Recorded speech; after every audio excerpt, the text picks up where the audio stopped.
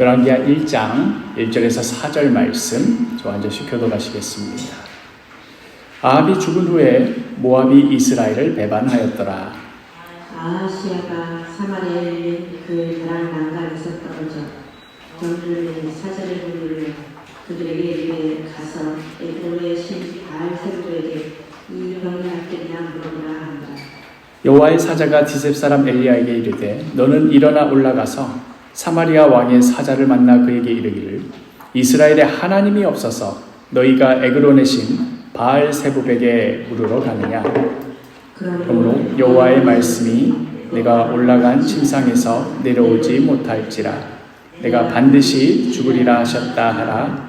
엘리야가 이에 가니라. 아멘. 기도하겠습니다. 말씀대로 이루시는 하나님, 이 시간 우리에게 말씀하여 주시고 우리의 마음을 붙들어 주시고 이 말씀을 기준으로 우리 삶이 변화될 수 있도록 주여 역사하여 주옵소서. 예수 그리스도의 이름으로 기도합니다. 아멘. 이제 우리 지난 수요일까지는 목회서신 디모데전서, 디모데후서, 디도서를 같이 묶어서 살펴보았고요. 지금 이제 큐티는 벌써 이제 열왕기하 6장 이렇게 가고 있지만 이제서야 저희 열왕기하 1장부터 해서 시작하도록 하겠습니다. 사무엘서와 열왕기서, 그러니까 사무엘 상하 또 열왕기 상하 이 네 권의 책은 그 연관성이 매우 깊습니다. 사무엘서가 끝나는 그 역사적 시점에 딱 맞춰서 바로 이어서 열왕기서가 받아서 시작하고 있고, 그걸 봐서라도 이 책이 같은 저자가 그 시기에 맞춰서 그 다음 책을 썼구나라는 것을 우리가 추측해 볼 수 있고요. 또 역사적으로 볼 때도 히브리어 성경을 번역한 그러니까 히브리어 성경을 이제 이후에 유대인들이 자기네 나라 말들을 많이 잃어버리고 또 디아스포라 생활하면서 헬라어가 공용어가 되면서 그 헬라어로 된 이제 성경을 읽어야 될 필요성이 많아졌을 때 그 히브리어 성경을 헬라어로 번역한 책인 70인역을 보면은 사무엘하를 뭐라고 했냐면 바실레이온 알파, 그다음 사무엘하는 바실레이온 베타, 그다음에 열왕기하를 바실레이온 감마, 바실레이온 델타, 알파, 베타, 감마, 델타. 영어로 따지면 A, B, C, D. 이렇게 되어 있는데 이것만 보더라도 옛날 사람들은 벌써 사무엘 상하, 열왕기 상하를 같은 책으로 봤구나. 여기서 이제 바실레이온은 헬라어로 왕의 뭐 이런 뜻인, 왕들의 이런 뜻이니까 우리로 따지면 왕의 실록 뭐 이런 정도 되겠습니다. 또 알파, 베타, 감마, 델타는 왕의 실록 가, 나, 다, 라 뭐 이런 정도의 번호를 매긴 거라고 볼 수 있겠습니다. 그런 의미에서 우리가 이제 열왕기하를 묵상한다 할 때에 이 열왕기하가 전체적인 이 사무엘서랑 열왕기서의 이 맥락 가운데 어떤 의미를 가지고 있는가 하는 것을 생각해 보는 것이 매우 중요하겠습니다. 그런 의미에서 우리 한번 이제 다시 한번 전체적인 그 맥락을 한번 보기 위해서 사무엘서가 어떻게 시작했나를 한번 보겠습니다. 사무엘상 1장 1절과 2절을 보면 에브라임 산지 라마다임 소빔에 에브라임 사람 엘가나라 하는 사람이 있었으니 그는 여로함의 아들이요 엘리후의 손자요 도우의 증손이요 숲의 현손이더라. 그리고 나서 2절에 우리가 잘 아는 말씀이 있는데 같이 읽어보겠습니다. 시작. 그에게 두 아내가 있었으니 한 사람의 이름은 한나요 한 사람의 이름은 브닌나라. 브닌나에게는 자식이 있고 한나에게는 자식이 없었더라.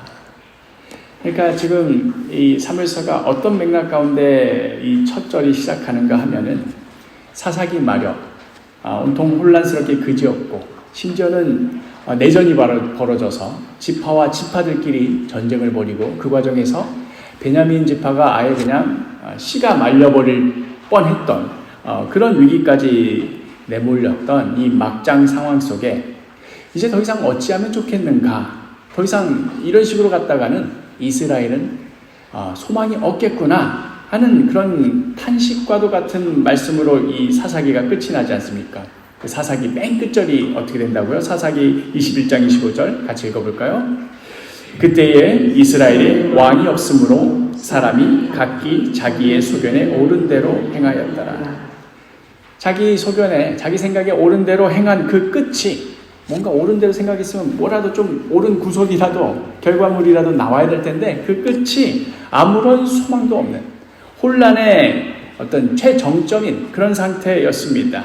그런데 바로 그 혼란스럽고 소망이 없는 그 지점에서 마찬가지로 소망이 없기 매한 가지인 그 당시로서는 여인이 아이가 없다는 것은 그냥 하늘의 저주를 받았다 이런 뜻입니다. 아이를 낳지 못하여서 고통 가운데 신음하고 있는 한 여인, 이 한나의 이야기로부터 사무엘서 그리고 이어지는 열왕기서의 이 거대한 서사가 이 아이 못 낳는 소망 없는 여인으로 이야기로부터 시작하는 것이지요. 그러면 이제 소망이 없던 상태에서 이 여인의 이야기를 시작했다 치면 그러면 우리 이제 사무엘서 끝나고 이제 열왕기서의 마지막은 어떻게 끝이 나나 한번 보겠습니다. 본문이 좀 기니까 우리 같이 교독해 보겠습니다. 열왕기하 25장 18절에서 21절 말씀 한번 같이 교독하겠습니다. 시위대장이 대제사장 스라야와 부제사장 스바냐와 성전 문지기 세 사람을 사로잡고 또 성중에서 사람을 사로잡았으니 곧 군사를 거느린 내시 한 사람과 또 성중에서 만난 바 왕의 시종 5사람과 백성을 징집하는 장관 서기관 한 사람과 성중에서 만난 바 백성 60명이라. 시위대장 느부사라단이 그들을 사로잡아 가지고 림나 바벨론 왕에게 나아가매 같이 읽겠습니다. 바벨론 왕이 하맛 땅 림나에서 다 쳐 죽였더라. 이와 같이 유다가 사로잡혀 본토에서 떠났더라. 지금 이게 어떤 맥락이냐면 지금 나라가 다 망해가지고 왕의 고위직들이 이제 이렇게 죽임을 당하는 그런 장면인데 바벨론이 대제사장부터 시작해서 온갖 고위직들, 귀족들을 다 바벨론으로 끌고 가더니 그곳에서 바벨론 왕이 다 친히 쳐 죽였더라 하는 내용으로 이제 아까 한나의 이야기부터 시작한 사무엘서가 이제 열왕기서의 마지막이 이렇게 끝이 납니다. 살아남은 자들은 비참한 포로 신세가 됩니다.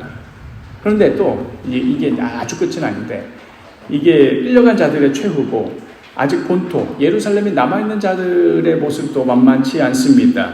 이어지는 25절 26절 우리 같이 읽겠습니다. 시작.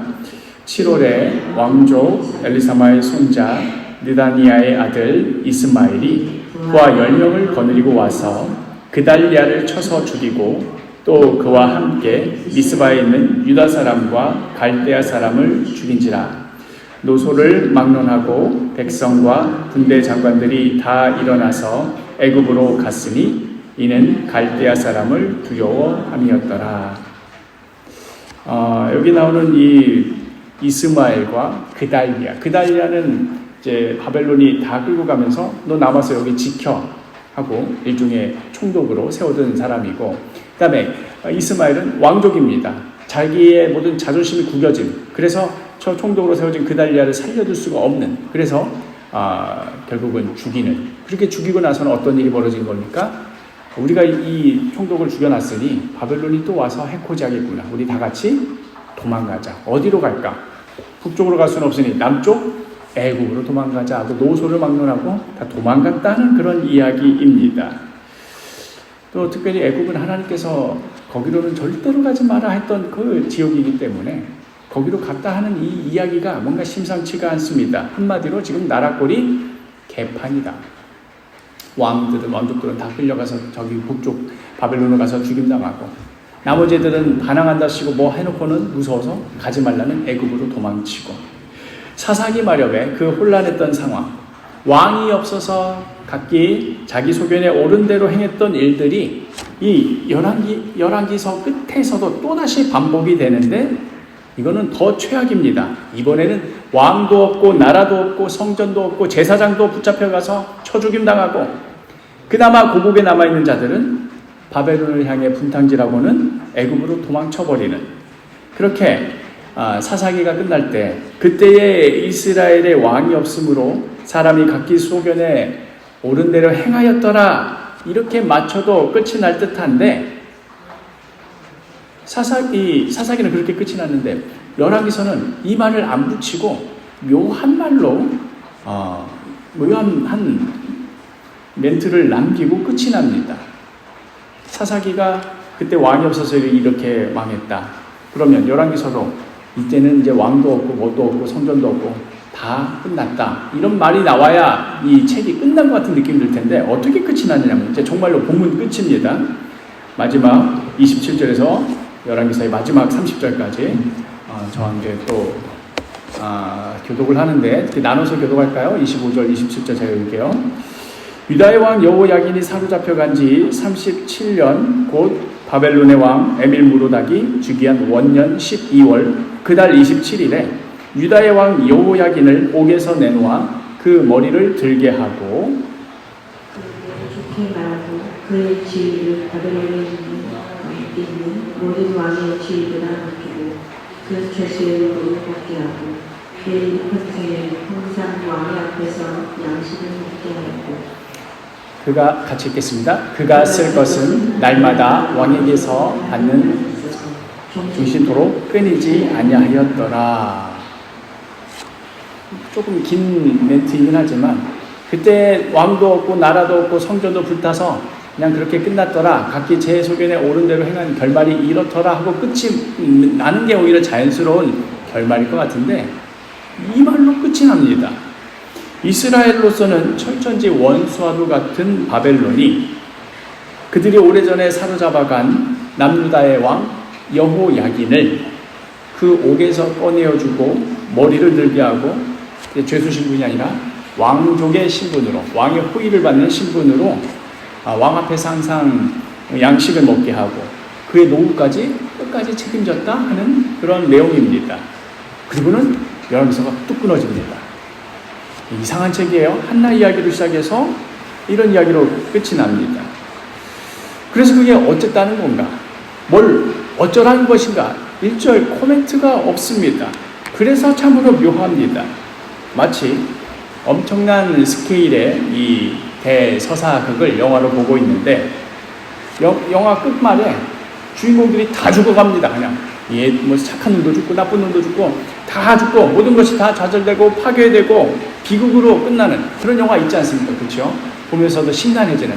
그래서 아유 저런 영화인가 보다 하고 찝찝하고 이제 끝나서 이제 자리에서 일어나야지 영화 주제곡 막 나오고 크레딧 올라가겠거니 하고 있는데 갑자기 마지막 한 장면이 띡 하고 나오는데 이게 끝일 것 같지? 정말일까? 하는 묘한 장면이 이제 살짝 들어간 겁니다. 예를 들면 주인공이 죽은 줄 알고 다들 슬퍼하고 울고 있는데 이제 영화가 끝나면서 왜 그런 거 있잖아요. 손가락이 까딱까딱 움직이더니 다 어두워지거나 끝나는 그런 영화처럼 뭔가 이게 뭐지? 하는 장면으로 이 열왕기서도 이렇게 끝이 납니다. 그러면 관객들은 그런 영화를 보면서 생각하겠죠. 이게 끝이 아닌가 보다. 그 영화 주인공이 진짜 죽은 게 아니고 좀 살아나나 보다. 이런 식의 갖은 추측들을 하겠지요. 열왕기서가 바로 이러한 엔딩을 보여줍니다. 이러한 맥락을 잘 캐치해서 우리가 성경을 묵상하다 보면 많은 유익을 누릴 수 있습니다. 미리 답을 해버려서 시시할 수도 있겠지만 우리는 이 열왕기서의 미묘한 엔딩이 궁극적으로는 무엇을 가리키는지 이미 성경을 통해서 다 알고 있습니다. 바로 예수 그리스도입니다. 인간의 모든 시도가 다 끝이 나고 각기 자기 소견에 옳은 대로 해보려고 해보고 왕도 이런 왕 세워보고 저런 왕 세워보고 왕조도 이렇게 바꿔보고 저렇게 바꿔봤지만 결국 그렇게 끝이 나버려가지고 안 되나 보다. 우리 사람 편에는 소망이 정말로 없구나. 해볼 만큼 다 해봐서 결론이 다 났고 끝나버린 줄 알았는데 손가락이 까딱까딱 하더니 아직 안 끝났다. 아직 남아있는 하나님의 역사가 있다 하는 그 미묘한 이 지시 사항, 이것이 바로 열왕기의 역할이고 그리고 그 궁극적인 가리킴의 끝이 예수 그리스도임을 우리가 알게 되는 것이지요. 여전히 하나님의 약속은 살아있어서 그 말씀하신 대로 기었고 이루고 마신다는 그 위대한 역사적 그 꼭지점에 바로 예수 그리스도가 있습니다. 사사기 끝에 왕이 없어서 자기 소견에 오른 대로 해가다가 망하고, 또 열왕기서 끝에 왕이 있어도 결국 이 모양 저 모양 이 꼬라지로 끝이 나서 망하나 보다 했는데, 아직 실오라기 같은 뭐 하나가 살짝 걸쳐져 있어서 아직 끝이 안 난 것이지요. 예레미야가 눈물 가운데 고백했던 그 고백, 지금 우리 열왕기 한 25장 끝을 봤는데 이 시기쯤에 했던 고백입니다. 예레미야 애가 3장 22절 23절 우리 같이 읽겠습니다. 여호와의 인자와 긍휼이 무궁하심으로 우리가 진멸되지 아니함이니이다. 이것들이 아침마다 새로우니 주의 성실하심이 끝이 도소이다. 진멸될 줄 알았는데, 다 끝난 줄 알았는데, 왕이 없어도 망하고, 그토록 왕 좀 달라고 쪼르고 쫄라서 그래 그러면 왕 줘볼게 해서 그 왕을 줬는데도 결국은 망해버렸습니다. 그런데 아직 하나님의 한 망이 남아있습니다. 하나님의 약속은 그 망하는 가운데도 여전히 신실하게 이행되고 있었습니다. 여전히 하나님께서는 오네시마 약속하셨던 그 구원자를 준비하고 계셨던 것이지요. 하나님의 백성들의 그 광란의 몸부림, 자기 나름대로는 자기 소견에 옳은 대로 행한다고 하고 있고, 자기 나름대로는 이게 다 하나님의 이름을 위한 것이라, 이게 다 하나님 나라와 영광을 위한 것이라 그렇게 주장하면서 이것도 저것도 다 해봤지만 결과적으로는 다 망하는 길이었습니다. 그냥 그게 끝이었습니다. 그러나 그때마다 하나님은 번번이 개입하셔서 그러면 안 된다, 다시 하나님께로 돌아오라. 수많은 선지자들을 보냈지만 소기의 경이 끼었습니다. 그 선지자의 말 듣기 싫다고 잡아다가 때리고 핍박하고 죽이기까지 하고, 이렇게 하는 집마다 죄다 하나님을 배반하는 집들이었습니다. 그러니까 끝이 그렇게 나는 우리 결론 알고 있지만 그 중간에 이제 한나라의 이야기부터 시작해서 열왕기하가 끝나는 그 지점, 그 중간중간 이야기가 계속해서 이렇게 하나님을 배반하는 이야기들로 가득합니다. 그래서 이 열왕기하도 보면 그 첫 절을 이렇게 시작합니다. 열왕기하 1장 1절 시작. 아합이 죽은 후에 모압이 이스라엘을 배반하였더라. 이제 열왕기하가 딱 시작하면서 모압이 북이스라엘을 배반한 이야기로부터 이 첫 절이 시작됩니다. 우리가 지난 열왕기상을 묵상할 때 아합 왕이 어떻게 죽었는지 기억하실 겁니다. 아람에게 빼앗겼던 옛 영토 길랏 라못을 되찾아오겠다면서 남유다의 여호사밧이랑 같이 연합군을 만들어 가지고 이제 아람을 치러 갑니다. 그때 치러 갈 때 이제 여호사밧이 이대로 가면 되나 우리 하나님께 물어봅시다 했을 때, 그때 미가야 선지자가 예언한 게 있었죠. 거기 가면 죽는다. 지금 천상회의가 벌어져서 다 지금 거짓 영을 보내가지고 아합 속여 먹어가지고 거기 나가게 해서 죽이게 할 것이다. 이제 그런 예언들, 뭐 자세한 얘기를 지금 다 할 수는 없으니까요. 그러니까 그런 예언들이 신경 쓰였는지 아합이 머리를 쓰지요. 어떻게 하죠? 자기는 변장을 하고 왕이 아닌 것처럼 하고 몰래 그 적진에 들어가고 왕복은 누구만 입히게 합니까? 여호사밧에게만 입히게 합니다. 그리고 나서 전쟁에 가는데 베나닷도 전에 당한 일이 있어가지고, 야, 전체 다 싸울 필요 없고 한 놈만 죽이면 된다. 왕만 죽이면 된다. 저번에도 나 베나닷, 내가 다 그 많은 군대 놔두고도 내가 사로잡히는 바람에 그 전쟁 망하지 않았느냐. 이번에는 우리가 그 방법 써보자 하고는 저 연합군에 왕만 죽여라 하고는 모든 정예 부대들을 왕이 어디 있나 찾으려고 해서 보냈는데 그 사람이 여호사밧이었던 거죠. 거기에 다 아람 군대가 몰려서 여호사밧 죽이려고 하는데 여호사밧이 나 아합 왕 아니요 하자 이제 아차 우리가 속았구나 하고 있을 때, 그때 이미 아합 왕은 어떻게 하고 있었어요? 변장하고 들어가가지고 또 베나닷 뒤통수 치려고. 하여튼 머리가 기가 막힌 사람입니다.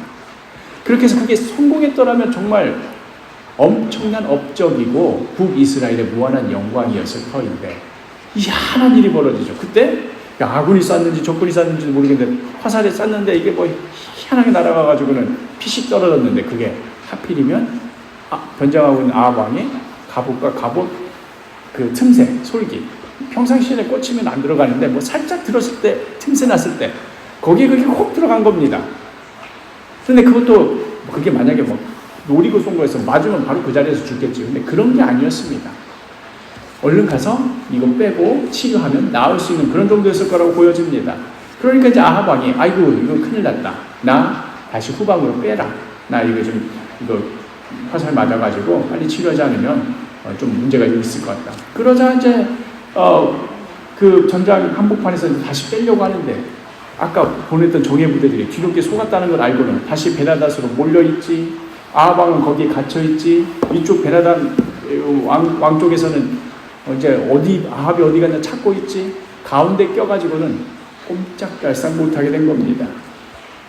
빨리 가서 치료만 받으면 되는데 하다못해 그 갑옷이라도 벗어가지고 그 전차 위에서 좀 치료라도 하면 되는데 갑옷 벗는 순간 자기 정체 탈로 나면 큰일 나니까 그거 벗지도 못하고 그 무거운 갑옷 입은 채로 피를 서서히 흘리다가 그 전쟁이 종일 거기에 갇혀있다가 결국은 피를 다 쏟고는 비참하게 죽고 맙니다.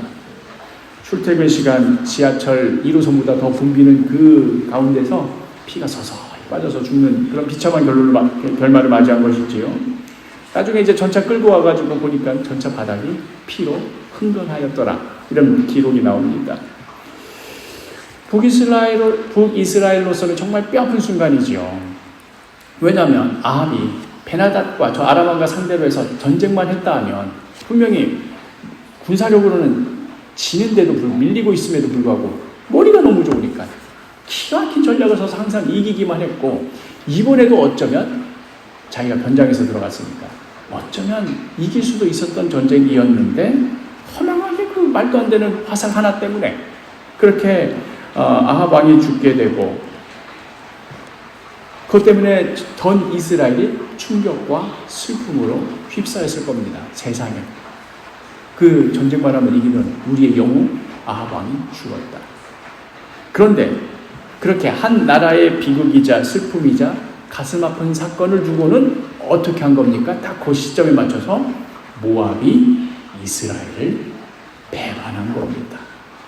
그러니까 모압이 이스라엘을 배반한 것도 기분 나쁘지만 더 막 속을 끓게 만드는 건 뭐예요? 아합 왕이 죽었을 바로 그때 다들 슬퍼하고 있는데 거기 딱 그거 맞춰가지고 거기서 배반한 이게 더 괘씸죄가 배가 되는 것이지요. 그러니 북이스라엘 사람들로서는 이 모압에 대해서 얼마나 이를 빡빡 갈았겠습니까? 그렇죠? 장례식 하면 동네 사람들 서로 싸웠던 사람들이더라도 그렇죠? 아이고 안 됐습니다. 삼가 조의를 표합니다 하고 싸웠던 일을 다 제쳐두고 장례식장에서 그래도 고개 숙이고 이러는 법인데 그 사람이 죽었다 하니까는 그냥 그때를 딱 맞춰가지고는 법원 무슨 영장 가져가고 여기 빨리 도장 찍으라고 이러고 있으면 그 장례식장이 어떻게 되겠습니까? 너희놈들 가만두지 않겠다. 지금 딱 모압이 이런 짓을 한 것이지요. 이렇게 열왕기하를 시작하면서 그 첫 문장으로 모압의 배신에 대한 이야기 그리고 그 배신의 시점이 참으로 괘씸하기 그지없었다는 그 공감대를 불러일으키면서 이 열왕기하가 시작됩니다. 그러고 나서는 그 다음에 이어지는 바는 그러면 이제 북이스라엘이 화가 났으니까 이 모압을 어떻게 혼냈을까 이런 이야기가 이어질 줄 알았는데 2절부터는 갑자기 뚝 끊어지더니 딴 이야기가 시작됩니다. 열왕기하 1장 2절 바로 다음 절 같이 읽겠습니다. 아하시아가 사마리아에 있는 그의 다락 난간에서 떨어져 병금에 사자를 보내며 그들에게 이르되 가서 에그론의 신 바알세붑에게 이 병이 낫겠나 물어보라 하니라. 이제 아합이 죽고 그 아들 아하시아가 우리 아버지 정말 전 다 이긴 전쟁이었는데 불행하게 그 화살 하나 때문에 억울하게 죽었어. 이제 내가 아들로서 그 왕권을 이어받았으니 다시 한번 뭔가 해봐야지 하려고 하는데 왕으로서 뭘 시작도 하기 전에 모압 너 가만 안 두겠어. 너 선전 포각이사고 도장 좀 더 찍어보기도 전에 그만 다락에서 떨어져가지고 치명상을 입고 말았습니다. 오늘날 의학 기술로서야 다락에서 떨어진 거 항생제 먹고 이렇게 깁스하고 소염제 먹고 하면 이제 낫는 것이겠지만 그 당시로는 어디가 부러져가지고 붓고 열난다? 이거는 죽고 사는 문제였고 이거는 하늘에 달린 그런 문제였습니다. 그래서 이거 왕이 된 지 얼마나 됐다고 시작도 못 해보고 이렇게 꼼짝없이 누워있기만 되었으니 이제 앞으로 어떻게 될 것인지 그걸 알아보려고 자기 신하들을 에그론에 있는, 그러니까 블레셋 땅에 있는 성읍도시죠. 에그론에 있는 바알세붑에게 물어보라. 이 병 낫겠는가? 이 병이 나아서 내가 다시 왕으로서 일어서서 북이스라엘의 그 명성을 다시 이어갈 수 있겠는지 좀 알아봐라. 이렇게 시킨 거지요. 이러한 모습은 당대 고대 근동에서는 매우 일상적인 모습이었습니다. 왕이라고 해도 얼마든지 병에 걸릴 수 있고 사고를 당할 수 있었고, 그리고 죽고 사는 문제는 이게 우리는 좀 의사가 그걸 감당하지만 그 당시는 그런 게 없으니까 죽고 사는 문제는 용하다고 알려진 어떤 신전의 사제가 이거 살아남습니다, 죽습니다 이런 거 알려줘가지고, 그래서 어떤 왕이라도 이런 일 당하면 어디 용하다는 그 신전의 그 사제한테 가가지고 돈 막 얼마 크게 내면서 좀 알려달라고 이렇게 했던 것이 일상적인 일이었습니다. 그러나 다들 그러고 살고 있다 하더라도 이스라엘의 왕이라면 그래서는 안 되었습니다. 아니, 다른 아람 왕이 그럴 수 있고 모압 왕이 그럴 수 있고 애굽 왕이 그럴 수 있다고 쳐. 그들은 하나님을 모르니까. 그런데 이스라엘의 왕이 그럴 수가 있는가? 이에 여호와의 사자 엘리야를 통하여서 다음과 같은 메시지를 전합니다. 이어지는 3절 같이 읽겠습니다. 여호와의 사자가 디셉 사람 엘리야에게 이르되 너는 일어나 올라가서 사마리아 왕의 사자를 만나 그에게 이르기를 이스라엘에 하나님이 없어서 너희가 에그론의 신 바알세붑에게 물으러 가느냐. 세상 다른 나라 사람들이야 그러고 살 수 있다고 쳐도 다름 아닌 이스라엘의 왕인, 하나님을 섬긴다는 그 이스라엘의 왕인 네가 그럴 수가 있느냐. 그렇게 마치 이스라엘에는 마치 하나님이 없는 것처럼 구느냐 하는 질문입니다.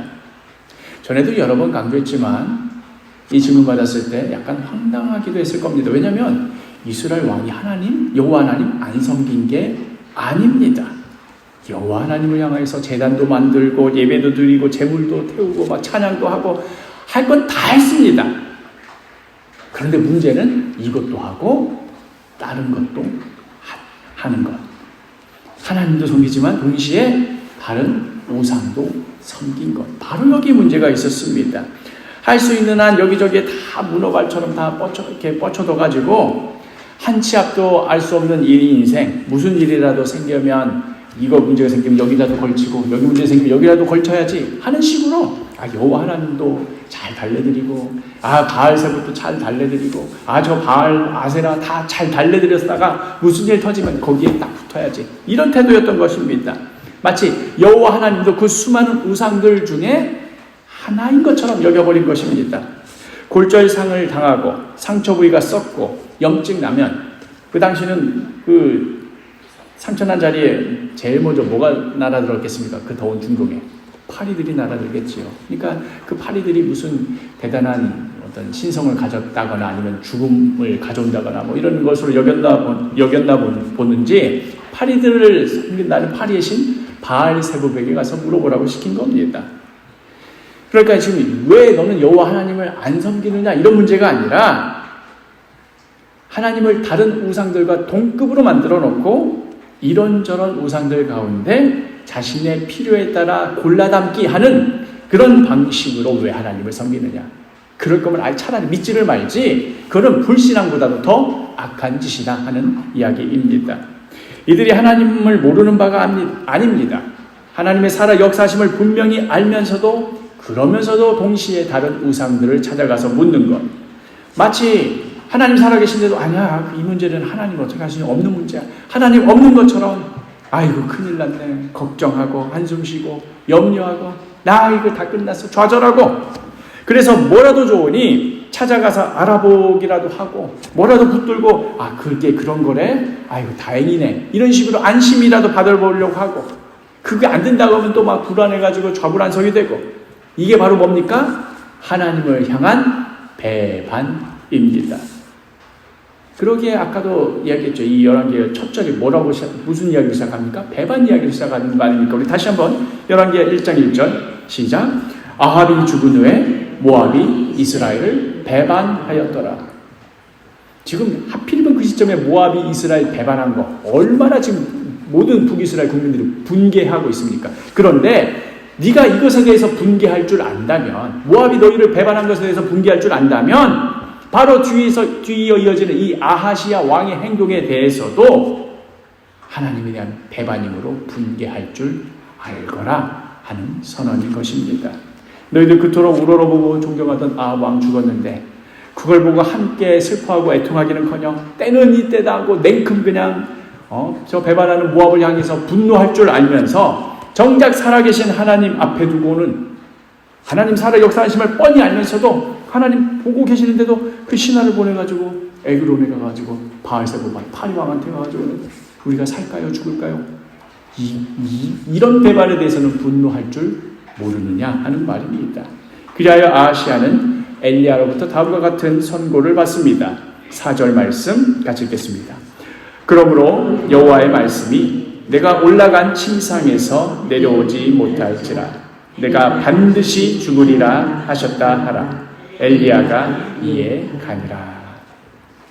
아하시야로부터 왕명을 받고 지금 왕이 사느냐 죽느냐, 지금 북이스라엘 왕이 쓰러졌으니까 북이스라엘의 미래가 어떻게 되느냐, 이래도 저래도 방법이 없다. 그냥 하다 처음부터 바알세보를 떠올린 건 아니었겠지요. 어떻게 하면 좋겠다. 알아보다 답답해서 간 것이 이 지푸라기 잡는 심정으로 간 것이 이제 에그론이었을 텐데, 그런데 그 에그론 성읍에 발도 딛기도 전에 그 신하들이 하나님의 사람의 이 예언 앞에 그대로 되돌아오게 됩니다.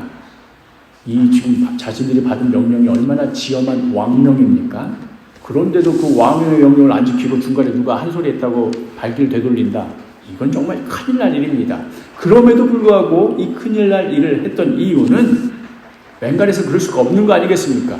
그래, 애기가 그렇게 말하든 말든 나는 왕명 받았으니까 에그론 가서 일단 들어봐야지 하고 갈 법도 한데, 이걸 할 수 없을 정도로 되돌렸다는 말은 그만큼 이 하나님의 사람 엘리야의 예언이 진지하였고 또 매우 심각한 사안이었다 하는 것을 보여주는 겁니다. 신하들은 그 소리에 찍소리도 못하고 그대로 북이스라엘 왕궁으로 돌아가서 왕에게 고할 수밖에 없었습니다. 그리고 결국 이 예언대로 아하시야는 얼마 지나지 않아서 누웠던 침상에서 내려오지 못하고 그대로 죽고 맙니다. 왕이 위에 오른 다음에 그 이듬해 죽었더라 하는 내용이 또 이어집니다. 난간에서 떨어져 죽을지 살지 알 수 없게 되는 것, 이건 틀림없이 두려운 일이고 겁나는 일입니다. 게다가 한 나라의 왕이 즉위하자마자 얼마 지나지 않아서 이런 일을 겪는다 하는 것, 이건 국가적으로도 정말 큰 위기임에는 틀림이 없습니다. 그러나 그 위기가 얼마나 큰 것이고 중대한 것이든지 간에 이스라엘에 마치 하나님이 없는 것처럼 행동하는 것, 그리하여 에그론의 그 바알세보에 가서 어떻게 될지 묻는 이 아하시야의 모습을 보면서 이게 과연 그 오래전 아하시야 그만의 문제일까 하는 생각이 듭니다. 오늘을 살아가는 우리들 역시도 하루하루 마치 난간에 떨어져서 죽을지 살지 알 수 없는 그런 상황처럼 이게 어떻게 될지, 이게 살 일인지 죽을 일인지 알 수 없는 일들을 종종 겪게 되지 않습니까? 내 인생에 이런 일 벌어지지 말라고 미리 준비도 해두고 다 마련해둔 것인데, 난간이 왜 만들어 놓습니까? 떨어지지 말라고 만들어 놓은 난간인데 거기서 떨어졌단 말이죠. 희한하게. 우리도 인생에 이런 일 벌어지지 말라고 대비해놨는데 꼭 대비해놓은 거기서 그런 일이 벌어집니다. 희한한 일입니다. 그런데 이것이 마치 하나님 잘 믿으면 이렇게 인생 꼬이는 일 안 생기고, 하나님 잘 안 믿으면 이렇게 안 꼬여도 되는 일이 생기다더라, 지금 이런 얘기가 아닙니다. 믿는 자든 안 믿는 자든 왕이든 평민이든 이런 일은 누구든 벌어질 수 있는 것이고 그 차이는 없습니다. 문제는 그렇게 인생의 어려움을 만났을 때의 그 자세와 태도입니다. 우리는 하나님을 믿는다고 하면서도 정작 우리가 믿고 신뢰하는 것은 다른 데 두고 있지는 않은지요. 오직 하나님만이 내 인생의 인도자시요 내 말의 빛입니다. 입술의 고백으로는 막 정말 진실하게 저 사람 말은 정말인 것 같아. 이렇게 말하지만 막상 정작 그 인생의 문제 터지면 마치 내 인생에 하나님 없는 것처럼 다들 걱정하고 있으면 나도 동달아서 그렇지 이거 어떡하나 한숨 쉬고 있고, 다들 막 좌절해가지고 야 그럴 땐 방법 없어 다 끝난 거야 뭘 더 생각해 하고 있을 때 본인도 같이 맞아 다 끝난 거야 같이 좌절하고 있고, 그렇게 마치 하나님이 없는 것처럼 뭐라도 좋으니 찾아서 좀 알아보기도 하고 뭐라도 붙들어서 좀 안심이라도 해보려고 하고, 그렇게라도 안 하면 막 불안해가지고 야 이거 마지막 이것만 되면 될 줄 알았는데 그게 안 된다고 죄송합니다 뭐가 안 됐습니다 할 수 없지요 딱 끊고는 그냥 땅이 꺼져라 이젠 난 다 끝났네 이러고 있고, 아하시아를 보면서 아니 저 인간이 어떻게 저렇게 이스라엘의 왕씩이나 되면서 저렇게 하나님 없는 것처럼 감히 그냥 그 에그론의 바알세불 이름도 8인대 왕 좋은 이름도 아닌데 거기 가서 그 시키나 하고 있는 그 손가락질을 그 손가락을 방향을 돌려서 자기 자신에게 향하여 보시기를 바랍니다. 마치 하나님이 없는 것처럼 불안해하는 것. 하나님은 그저 예배당 안에서만 우리가 기도하고 찬양할 때만 계시는 분이고, 저 예배당 바깥은 세상의 논리와 세상의 법칙이 있어서 그것대로 기민하게 잘 따라가야지만 이 험난한 세상 어떻게든 살아남을 수 있을 것만 같은 그런 생각들.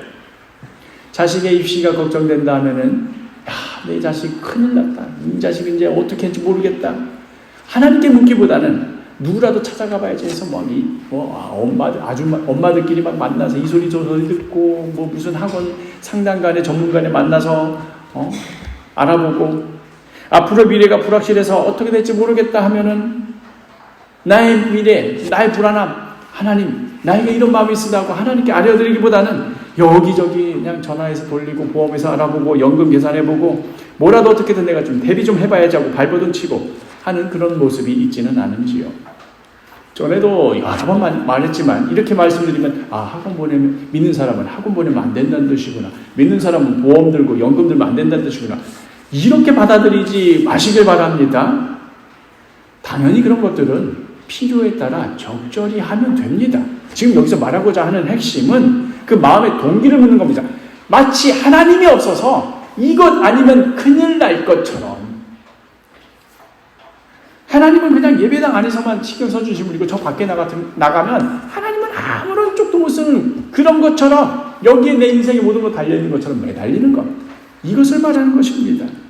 하나님의 인도하심과 돌보심 가운데 행하느냐, 아니면 마치 하나님이 없는 것처럼 그렇게 불안해하며 호들갑을 떠느냐, 이 문제를 말하는 겁니다. 사랑하는 사도교회 식구 여러분, 과연 나 자신은 나의 입술의 고백과는 다르게 나의 인생에 마치 하나님이 아니 계신 것처럼 행동하고 있지는 않은지 진지하게 되돌아보시기를 바랍니다.